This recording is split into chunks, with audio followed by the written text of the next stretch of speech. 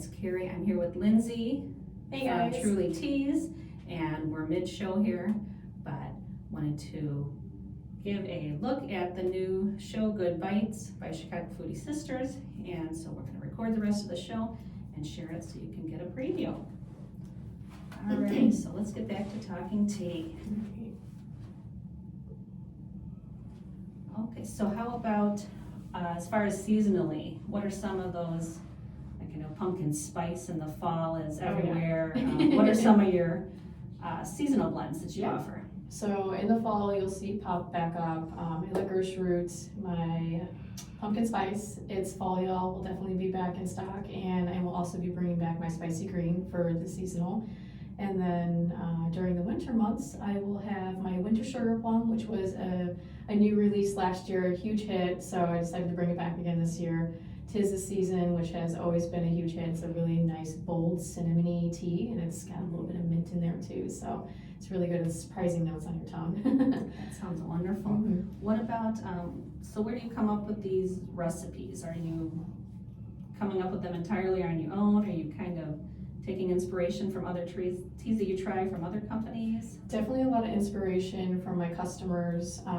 I really take into consideration what they're looking for. Also, what other tea companies have been doing right for decades. Mm-hmm. So anything that I know that's a super hot seller that they sell, I like to carry something similar. Like Nothing Can Replace, I think it's by Benjamin Teas, their hot cinnamon, like it's fantastic. So that's where my season comes into play, because it's such a bold cinnamony flavor, but it's got its own spin, because I want to be different than other corporations as well. I want to set my own tone and be different from all the other corporations as well.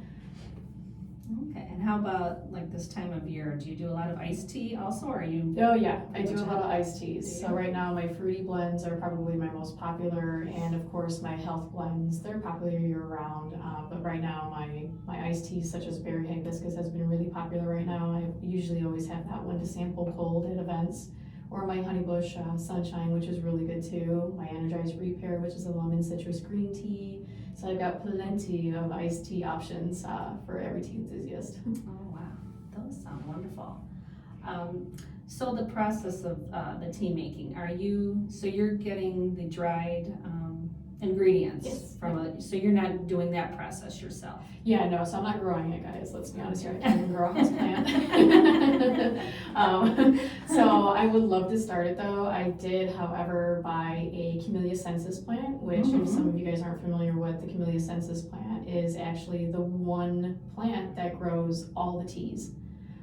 So like white teas, oolongs, greens, blacks, pu'ers, yellows, it all comes from one plant, which is the Camellia sensis plant. So yeah, I know it's wild, right? That's a neat bit of trivia. Yep, it's all done by when it's picked, how the oxidation process is started, how long it is, how short it is will depend on how caffeinated the tea is as well. But yeah, I do have a Camellia sensis plant that is still alive, and it has been alive in my care now for over at least 4 months, so I'm very proud of myself. Nice. Does it have a name? Atlas. Alice, okay. Yep. I know, I like to name things. I Same, me name too. cars and plants and, okay, so Alice, so we'll have to check in later and see how Alice is doing too. Yeah. I'll have to post him. He's super cute. He's just a nice, cute little. He's probably a few inches tall. Oh, He's he, cute. okay, Yep. is it Alex? I was saying Alice. Atlas. Yeah, spell it. Atlas. Atlas. Yep. There you go. Okay, I'm sorry, I'm thinking Alice, the housekeeper on the Yep. Brady Bunch, Oh, and I'm that would thinking make sense. Alex. Yeah. No, you're fine. Okay, Atlas, like a map, okay. All right, so why don't we go on to a little bit of tea education? You were mentioning oolong and green, and so for me, growing up, tea, we always had iced tea in our house. That was our beverage, my dad's beverage of choice, so we didn't really drink milk or water. It was always tea, but it was the powder, the jar of Lipton. So that's what I grew up on. That's what I thought tea was. And then in adulthood, I started drinking bag tea, but it was really just the basic Lipton black tea. And it's just been maybe the last decade or two that I've even tried other teas. I didn't even know loose leaf tea was a thing until I was like in my 30s. Oh wow. So yeah, I'm still learning about teas. And why don't you give us kind of, for people like me way back who didn't know anything beyond Lipton tea. Yeah. A little education on the different types of teas and how each one differs from the other. Yeah, so let's start with black teas. So black teas are actually going to be the highest in caffeine content because they're oxidized the longest, and that really shows the actual caffeine content of the tea. So it usually range between 40 milligrams to even 50 milligrams if it's a really strong caffeinated black tea like my Rise and Shine. After that is going to be green teas. So green teas are going to have about 30 to 40 milligrams of caffeine compared to black tea. Right after that could be oolongs, and then you also have yellow tea, which is a little bit more of a rare type blend. And then you also have white teas, which is actually going to be the lowest caffeine content, also one of my favorites because I can't do a lot of caffeine. White tea is going to be a really light flavor, so some people might compare it to as drinking water if you like your tea strong. But it's a very nice, light, delicate, sometimes floral tea, and it's absolutely delicious. Yeah, I like that little subtle. I mean, Yeah. if you want to drink more water and don't want to get caffeine, a lot of caffeine, that's Yep. a great way, I think, just to get a little Oh, yeah. flavor in there without having, the drinks that have the artificial sweeteners and things like that. It just gives a little hint. Yeah, definitely. I also, you can do a little bit of white tea with a little bit of flavor to it too, such as like make it a blend, like my white orange. So it's going to have a little bit of a citrusy orange in there, some cloves as well. So it has a little bit more flavor than, say, my Moonlight White, which is a high quality white tea, which is going to be just a straight white tea, and it's one of my favorites, honestly. Nice.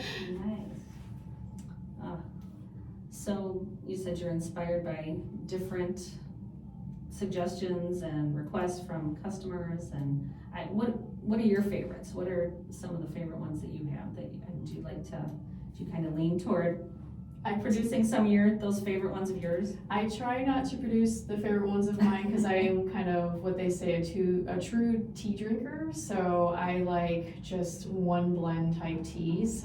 Earthy, I like more of on the lighter flavor scale. So I really, unless my customers are requesting the certain ones that I like, that's when I'll come out with those. Like, for example, my white tea, a lot of people were requesting just a plain white tea, and I was like, excellent, now I can finally come out with a really good high quality white blend. Everything is done strategically just so that way I can make sure that the business thrives. So based on American society, we love blends, we love flavors, and we really all love sugar and something sweet. I try not to add any sweeteners or anything like that in my teas. The only two teas that I actually have that have the stevia leaf in are going to be my vanilla rooibos and my glow up. So it's going to be more on the natural side, but those are the only two that I have. They're going to be a little bit on the sweeter end, but it's not super sweet, if that makes sense. So, but some of my favorites are definitely going to be more of the herbals and lighter white teas. Okay, yeah, same here. Yep. That's kind of what I lean toward. So when you drink your own tea, you're just talking about sweeteners.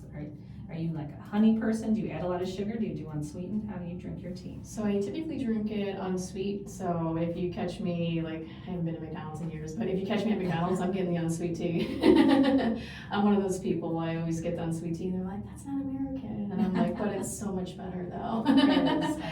I used to be the sweet tea person. Yeah, Yep. I used to love the sweet tea. And just kind of gradually over the years. You can truly taste the tea in it. Yeah. And I think that's where I always tell people, if you want to start drinking tea, try the sweet tea, but then try to like lower the sugar, and it helps. And you'll start to get used to the actual taste of the tea, so you just baby steps. Right, yeah, I eventually got where I drink Oh, without yeah. sugar now, but like you said, you can taste the other flavors so much Yep. more than it's just the sweetness Yeah. hitting you as soon as you drink it. So, and I'm not a honey person. I don't do honey in my tea, but I know that's a popular sweetener as well. It is. So honey is very popular. If I do add sweetener, it's actually going to be honey. I typically add that type of sweetener, honey, into my lemon ginger, especially when you're sick. It is perfect to soothe the throat and the stomach as well. And then I also add it to my caramel scotch, because when you add it to my caramel scotch, which is a Scottish pu'er black tea, It tastes almost like a latte without having to put any creamer, dairy, or alternative in there to make it like a latte, and it's fantastic. Yeah, and that's another thing, my sister and I, my sister Becky, who does the food blog with me, we always are at odds because she likes milk in her teas. And I'm like, no, I just like them basic, Yep. and yeah, so that's the way I like mine the best. So just kind of give us a step-by-step, what goes into making a batch of tea, just kind of from start to finish. Yeah, so to make a batch of tea, I first do my research, figure out what tea I'm gonna be mixing, if it's popular in season, and then from there I'll order everything in, and then that's where the fun begins. You get to do the experiments. Yep. Huh? That's when you get to do the experiments, trying to figure out what ratios work best. If I'm working with a health blend, I feel like when I'm working with a health blend, it's a little bit easier than working with a certain flavor, because when you're trying to get a certain flavor from a blend, that's where it gets kind of difficult sometimes, because you have an idea and you just need to figure out the ratios for each one to taste. So it's just a lot of mixing, a lot of measuring, and just getting your hands in there with gloves and mixing that tea together, and then having fun, which I always like to call my sampling party, and then see which one is the closest. Okay, and then do you have like a little group of taste testers that you run things by before you put them out? My family, lucky them. Which that involves, you've got, tell us about your family. Yeah, so typically my mom is one of my tea tasters, because she's where I got my love for tea from, because it's something that we always shared. When I was a kid, we always had tea on the veranda in the morning with breakfast. So I usually have my mom, my husband, I even have my one of my best friends, Sarah. She usually comes over, she'll help taste test tea. So anybody who's available, that's typically. Okay. Yep. So how long would you say from the time you start with an idea to the time it's in a package and being sold? I would love it to be done within 2 weeks, but since it's me and only me doing everything, including markets and having everything else to manage, it's typically a little bit longer. It's usually about a month. But however, if one of my wholesale accounts, like at a certain cafe, I just recently mimicked a tea for the press in Valparaiso. Okay. So if you guys go there and get their raspberry lemonade that they have, that's actually a custom blend that I did for them. Was able to get that out within, I think, 3 weeks, just because the shipping, getting the ingredients in. Once they're in, I have to mix, and I had to schedule time in my kitchen. It'll be a little bit easier now that I'll have my own place. So Yeah, so let's talk a little bit about that, that your Truly Teas is expanding. So tell us a little bit about the plans, what's in the works. Yeah, so it has been a long 8 years, guys, of using commercial kitchens and bouncing from different ones, just because, let's be honest here, commercial kitchens aren't cheap. And especially for me, it's a little bit different because I just use water and electricity. I just need lights on when I go in. Just need to use the water in order to wash my bowls and stuff between each mixes to make sure there's no cross-contamination for allergic reasons. So they usually typically charge by the hour. I used the Art House in Gary for quite some time, and then I was able to find a place a little bit closer in Crown Point, Indiana. I used St. Matthias, but unfortunately things got switched around, so they had to move everybody out. They gave us plenty of time. St. Matthias is absolutely an amazing church. They do so much for the community as well. So I was able to speak with the owners of Lean Kitchen, and they were generous enough for me to use their kitchen after that had happened. So I've been using their kitchen since. And now that I have my own place, I don't have to worry about booking on a certain day when they're not in there or when I'm in there. It's just the freedom is absolutely amazing. Just to be able to go into your own place and be able to pack sample packs or to pack a wholesale order, because now that I have my own place, I can start venturing out more, putting my wholesale bags on fair, because I have the actual flexibility now to pack an order at just as soon as I need to. If somebody reaches out and says, hey, I'm going to purchase 5 pounds of this, 5 pounds of that, I can immediately go to the kitchen, because I own it, and pack it. Yeah, it's great to have a space all your own.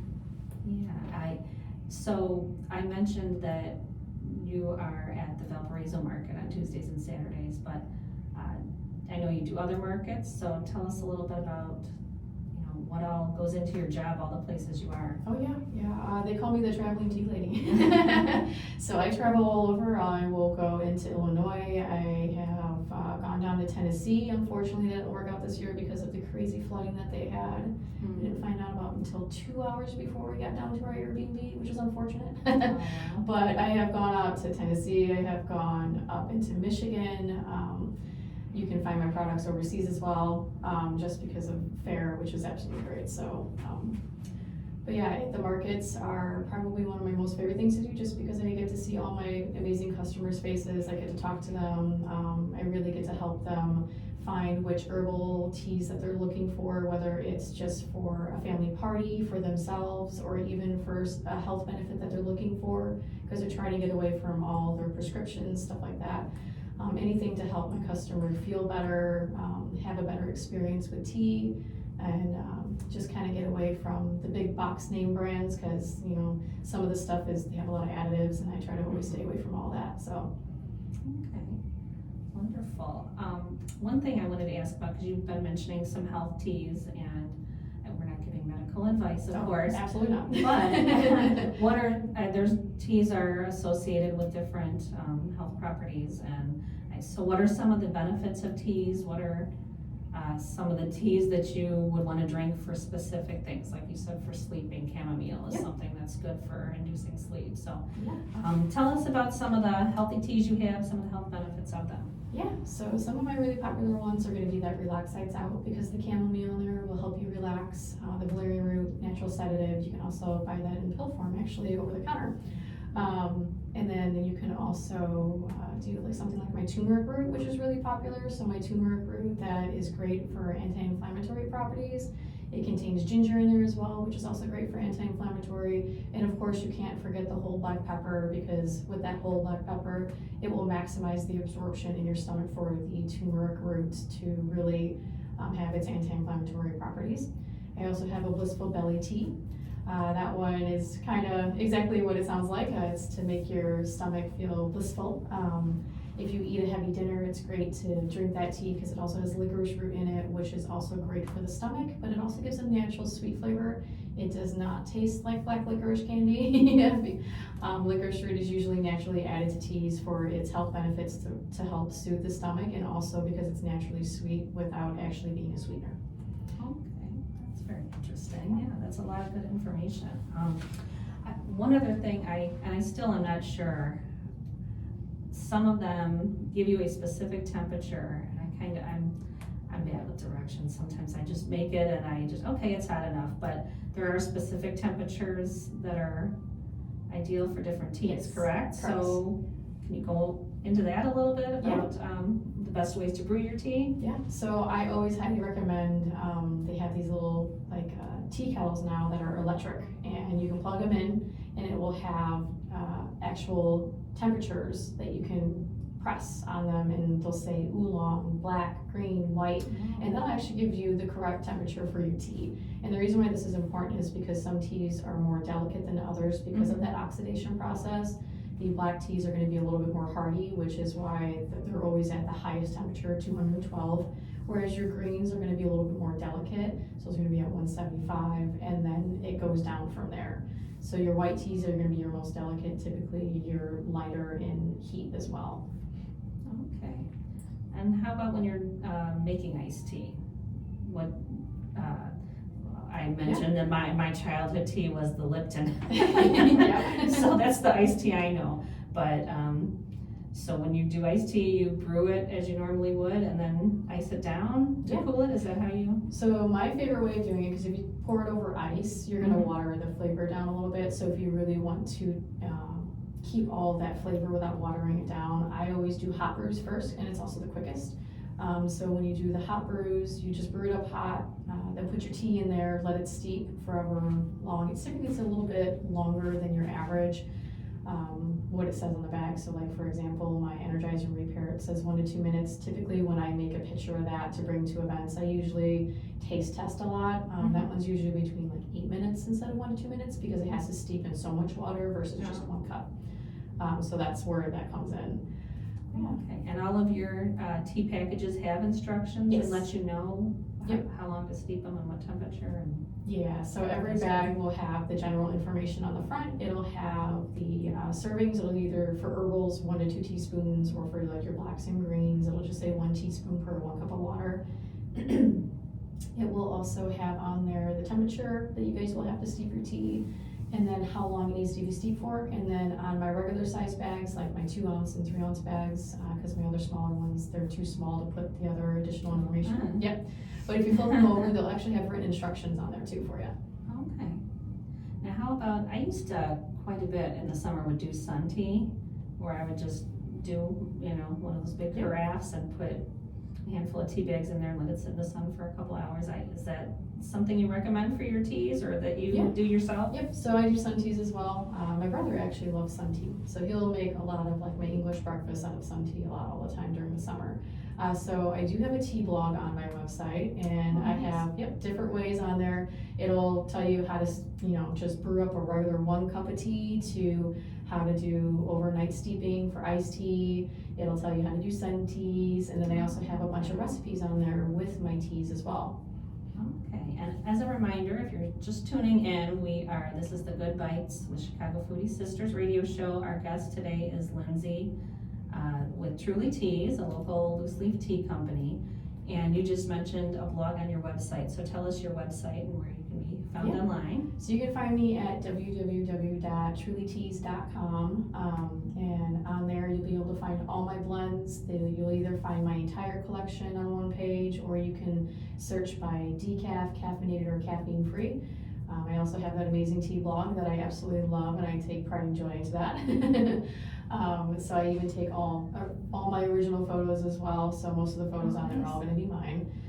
So that way you actually know what you're making. Mm-hmm. So definitely check out my tea blog, because it's a lot of fun. You can find anything on there from like a classic matcha latte with links on there and how to buy the tools for it, to let's say my blueberry lemon scones or my lavender Earl Grey scones that I actually mix with my lavender Earl Grey tea. So just a lot of fun things in there. Tea So you have lovers. scone recipes on there too? I do. So that's great. Oh, yeah, and scones are such a perfect. I love getting a scone and a cup of tea. That's just like, It's heaven. yes, it is. Yeah, and also shortbread. Yes. We see each other at the Valparaiso Market, and one of the vendors is Great Harvest. Yes. And I got some shortbread cookies from them the other day. And I had a cup of tea last night, and that was Heaven. perfect little dessert. Yeah. You just mentioned tools.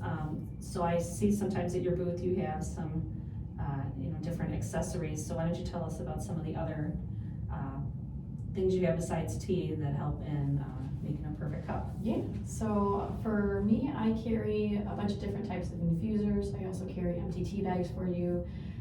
Just also note that the empty tea bags are going to be unbleached biodegradable tea bags, so no harmful plastic, nylons, anything like that in them. So there's going to be your basic bag with a little white string at the top. But I do carry all the tea steeping tools that you would need just to make a single cup. I will be coming out now with stuff with pitchers now, that will have the infusers on the inside now that I have my own place. So I have a little bit more room to get more fun tea tools, so stay tuned, guys. And so the place that you just opened your own spot where you're producing your teas, and is there a storefront coming at that location? Yes, there is, and I cannot wait. It won't be a cafe style, I don't know if I'll be able to do a cafe style in there, but it will be a place where you can come in and buy your bags. You can order online, pick up in store for free. It'll be kind of like that place. You'll be able to sample a lot more of my teas there as well. Just so a place where a bunch of people can come in and check out the teas and smell everything without being in the elements of outside or having to go to a market. Yeah, nice. And is it top secret now? Can you tell us where it's going to be located? Or? Yep, so it is going to be in Lowell, Indiana, just don't go there yet, because it's not gonna be officially open until I can get in there and get everything sorted yet. But I will be located in, it's not necessarily going to be your regular conventional storefront with the big beautiful windows. It is a little bit different. I went with a little bit of a cheaper option, just because I wanna stay in business as long as I can. So this was a huge step for me. It's gonna be located behind Domino's in Lowell, Indiana, so right off Commercial Avenue, so it'll be like right in the middle of the town area, but it's gonna be a little bit hidden just because it's gonna be right behind Domino's. Okay, all right, so eventually you're gonna be able to buy it there at that location, and then online at trulyteas.com, Correct. and you have everything on there that's available, you can purchase through the website, right? Oh, yeah, yeah. Okay, and then, markets, so we mentioned a few times the Valparaiso Market, that happens on Tuesdays and Saturdays from 9 to 1, and, you'll find Lindsay there on Tuesdays. Yes, correct. And, what other markets do you, because on Saturday you're at another market, correct? Yes. So tell us the other markets in the area, the other Okay. places that Yeah. you have your products currently. So I like to attend the Crown Point Farmers Market on Saturday. I try to make my way out to Chesterton when the weather's right. I unfortunately have not been able to go for the last, I think, 4, because it's either been way too hot or super rainy. I also go to the St. John Market on Sunday. I also do Margarita and Makers. That is actually in Illinois, so that's on certain Sundays as well, which are, Okay. all these events are gonna be listed on my website under the small business event page. Okay. I also do New Buffalo Farmers Market on Thursdays as well. So that one's from 2 p.m. until 6 p.m. Eastern Standard Time.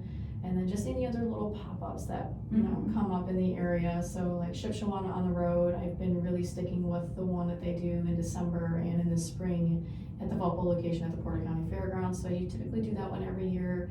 The Munster Holiday Craft Fair, that's usually always the first weekend of December, so I always do that one. Firefly Market, which is in Wheaton, Illinois, one of my favorite markets. Anna is who runs it. She's fantastic. It's just a great event, so if you guys are ever in the area of DuPage County by the fairgrounds, definitely check that one out. She does a spring market and a winter market. So just a bunch of handful of markets that I can name off. Yeah, you're very, very busy, Yeah. and it's, you said it's a team of one, right? It's Yeah. you doing everything. Yep, team of one. Everything yourself. Do you think once your storefront opens, you'll add employees and do markets as well, or Yeah, do you so get a shift too? Yep, so I will never slow down my markets. I love my markets, and I feel Okay, like that's great. the best way you can really get into your community is by going to small business markets. Mhm. So I will more than likely hire someone part-time for the position, just to man the storefront while I'm not there. Mhm. And just do little odds and ends and stuff that I can't get to. So I will be hiring, but I just don't know when, so stay tuned for that as well. I will throw out an application, application on my Facebook page and website when that comes in. Okay, all right, so we know where you're going to be, we know where you are online, we've heard about the markets. How about your socials? Tell us where else online besides your website, Yeah. People can keep up with what's going on with Truly Teas. Yeah, of course. So you can find me on Facebook and Instagram is the main two that I actually use to advertise where the events I'll be at, what's going on, any new tea news. I'm sure some of you guys have been following me and saw the whole move last Saturday, because I did post updated photos and videos. Congratulations, Yeah, that's thank so you. exciting. Yep, so I wanted to make sure everybody was involved for that, because I have been talking about it for quite some time now. You can also find me on LinkedIn. That's a little bit more the professional side on there. So you'll see a lot of the stuff that I do with my charity teas. You'll see networking events that I do. Any events that are at Indiana University Northwest, because I do attend some of their events for the freshman class and give presentations there, and work with the Circle of Success during a class that I had with Professor Harmon. So she will pair up her students with business owners, like small business owners, and I do help out with that. So I'll typically sometimes have a student with me, sometimes that'll help out at markets or be at these networking events. Yeah, that's really cool, since you're a great success story that came out of the school and the program, and it's great that you're staying connected there and Definitely. helping to teach some up-and-coming entrepreneurs. Let's see, so we covered some of the healthy stuff, the temperatures, the tools. Any other tips as far as people brewing teas, or just tips in general for anybody who wants to enjoy tea at home? Yeah, so some tips that I would have for you would be to get away from the tea bags. try some loose leaf. I am like tea bags, I don't mind, you know. Store-bought stuff is a little bit different. You're always gonna get the bottom of the barrel tea, unfortunately, with the store-bought stuff. There's no shame if you still like it and you still buy it. I'm still fond of the Constant Comments tea. I grew up on that. It sits in a sweet place in my heart because it's a tea that I always shared with my mom. However, my white orange is a really good replacement for that blend. If any of you guys are familiar with Constant Comments, it's been around forever. It is. Okay, I have to share a little little tea story here. So Constant Comment, it's a surprise that I grew up just on Lipton tea, because then years later, my dad told me this story, and he said, well, you wouldn't be around if it weren't for Constant Comment. Yep. And I said, what? And he said, so my parents grew up in central Illinois, in Charleston, college town, Eastern Illinois University there. And in high school, my mom went to Charleston High School. My dad, his mom was a teacher and had registered each of the kids like the day they were born to go to the lab school at Eastern Illinois University, because it was a teaching college. And so he went to first grade through high school at Eastern Illinois University. So my mom and dad grew up in the same town, but different schools. And so my dad said, well, he knew of her and she was so pretty and he thought she was, you know, out of his league. And so he kind of always watched her from afar. I don't know if she even knew he existed, but so after high school, he went to Eastern Illinois University, got his accounting degree, got drafted. He went and served in the Army in the early 60s. My mom had married, had 3 kids, and was divorced a little later. And when my dad came back from the service, he heard that she was single, and so he would walk by her house, trying, you know, just waiting for a moment when she was outside and he could get her attention. And I wonder if he even had his uniform on, his military uniform. But he walked by one day. He caught her outside and started talking to her, and the conversation led to her saying, "Do you want to come in and have a cup of tea?" And so he went inside, and he had a cup of Constant Comment tea, and then he says, the rest is history. And it all started because of a cup of Constant Comment. So I love that little tea story. And so I still, every time I have a cup of Constant Comment, I think of my mom and dad and how they got together, and have the tea to thank for that. So that was my Constant Comment story. So sorry that ran off No, a little ways, but that's one thing about food and tea and beverages, that just all the memories that go along with them. And so yeah, it brings people together, and I think that's honestly one of the very first memories that I have with tea. It always brought me and my family together. I shared it with my mom all the time in the mornings on Sundays. Fridays was something that we would always do movie nights. She was a single mom, so we would always do movie nights on Friday. We would go to the grocery store, get tea, we would get snacks, food for the movies. So it was just something that it's always been shared. So food, tea, other drinks, anything like that is just so important in our society and our community, because it's something that you get to share with the people you love. Exactly, yeah. That's what this show's all about too, about sharing those food experiences and any other special tea memories that you have. Special tea memories. So me and my mom, we like to do high teas. I was gonna ask about that next, yeah. Oh yeah, Go ahead. we love to do high teas. We've been going to high teas for as long as I can remember. I've done, there used to be a place in Chicago, which was one of our favorite places, but unfortunately they retired, so they shut down. So that was called Serenity. And then I even took my mom out to the famous cake bake shop in Indy. That was for her birthday. I was just down there not too long ago, and somebody said, "Have you been there yet?" And I said, I had never heard of it, and so that's on my list next time I go back. Yeah, because I had never heard of it, and on this last trip down there, I had probably 5 people said, "Have you been there?" And so it's on my list. So tell me about it. Yeah, so the cake bake shop, it's absolutely gorgeous. It's beautiful. It's an experience.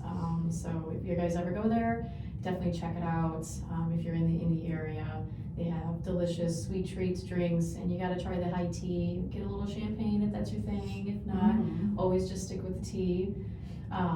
The tea is fantastic as well. It's just a great experience. The employees are great as well. And then another place that we always like to go to is the Maryville Florist and Tea Room in Maryville. The owner, Cindy, who owns that, she is fantastic and absolutely amazing when she took over the place, and I'm so happy she did because it's such a nice, sweet, little quiet place that shares a lot of memories in our area. Yeah, that's a favorite place of mine too, and it's, I love Cindy, who runs the Maryville Tea Room. And I love that she did keep some of the recipes from the previous owner, so the people who came there and enjoyed those things can come back and have those as well. The Kingfisher is one, and they have a, is it Chateau Earl Grey, is that the name of that? Yep, where it's a kind of a pot pie dish, and that's delicious. And it is such a cute little cozy place, and it's kind of off the beaten path. It's not, so you know, kind of drive down a residential road and just all of a sudden this cute little tea room, and you go inside and you're transformed or transported somewhere else. It's just a wonderful experience, and love to see the ladies that come in with their hats and all dolled up for tea. That was, so tea memory, that was my sister Becky and I, and that was our last outing before COVID. It was, things shut down in 2020, I think on like March 16th. That Monday was when the school shut down and everything, and Becky and I had planned to go there that Saturday before. And we just kind of were like, oh, okay, let's go ahead and do this. And we went, and I think there was only one other couple in the place just because people were scared to go out. But it was so nice that she welcomed us in. We had a whole room to ourselves, and then, we held on to that, and we were like, oh, that was our last hurrah. And then it was, held us through until we could go out and go back again. And we were so excited to be able to go back again. And actually, Maryville Tea Room is one of the places that's included in my book, Unique Eats and Eateries of Indiana. So I just did a tea event a couple months ago, and it was a ticketed event, so women came and we all did tea together, and I talked about the book. So that was another fun experience there. But like you, I love going to tea rooms and having the afternoon tea. And so high tea, so tell me a little bit, because there's a difference between afternoon tea and high tea. Yeah, so essentially, so your high teas and your afternoon teas are almost like the same thing. Some people either call them the same thing or they make them slightly different. It just depends on where you go, really.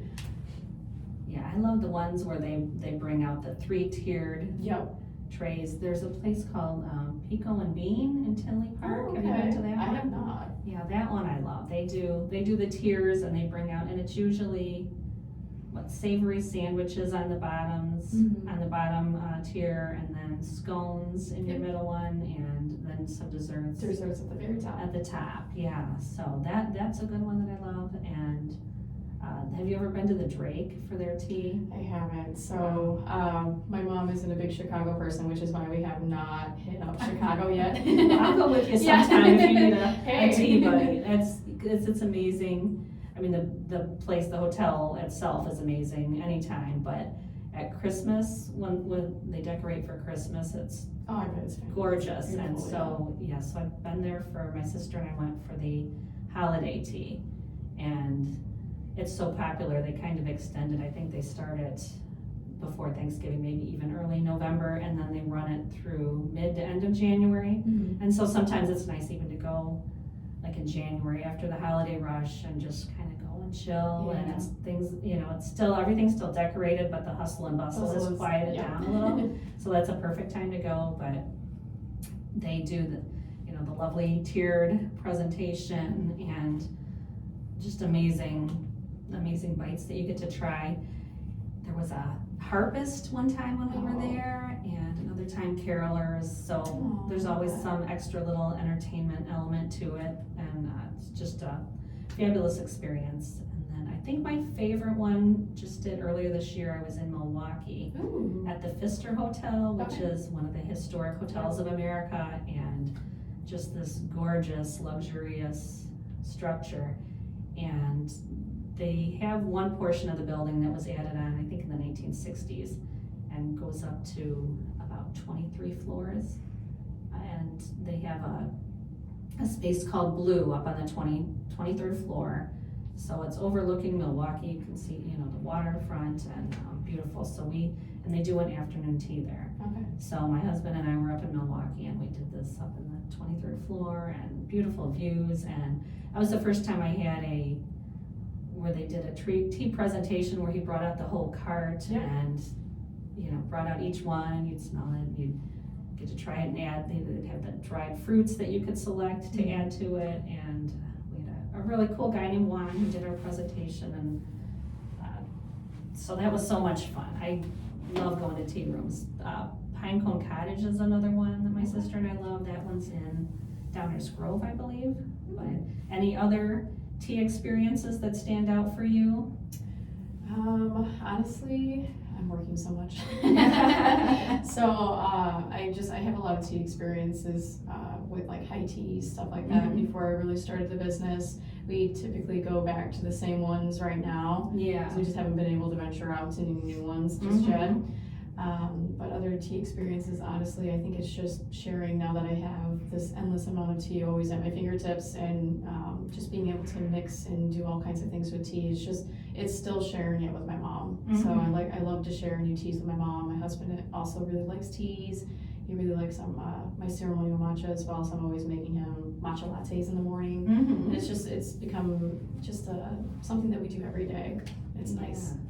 Yeah, and I'm excited to try out Bow's Pastry. Oh yeah. Their stuff is Fantastic. amazing. So good. Yeah, and they're in their little storefront on Jefferson Street, but they purchased a Victorian house down on Lincoln Way, and eventually that will house a tea room as well. So I'm excited about that. They're wonderful people, and their stuff is amazing. So that should be a fun place locally to go for a tea experience, because beyond Maryville Tea Room, there's really nothing else in Northwest Indiana that I know of. Stay tuned, you might see my teas there. I have talked to them in the past, but that was a couple years ago that we actually talked before, when they just bought the place. We were talking about they're going to be looking for some teas to carry in there. So once that is up and running and everything like that, I'll be able to reach out to them and talk to them more.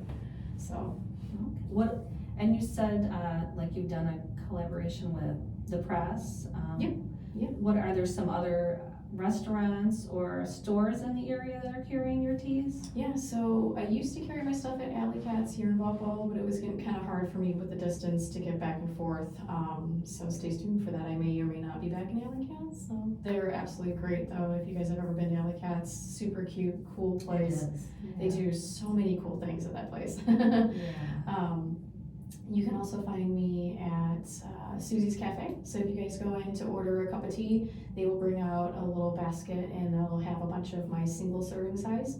So you'll be able to actually have my tea at Susie's Cafe. You can also buy a select sizing of my 2 ounces and 3 ounces there too as well. And then you can also find me at Cafe Fresco in Crown Point, the Piper and the Plant also in Crown Point.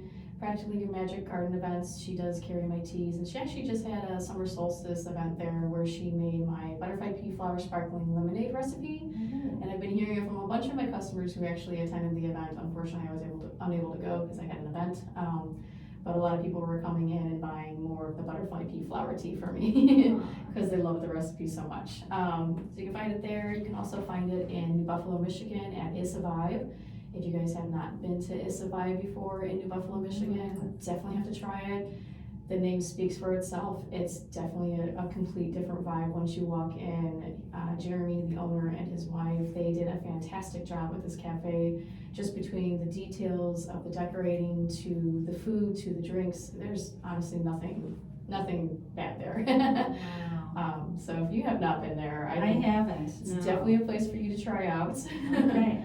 Put that on my list for sure. Yeah, you can also find me at Grindhouse Cafe too. So they have all their different locations. You can find my ceremonial matcha there. They do a lot of different mixes.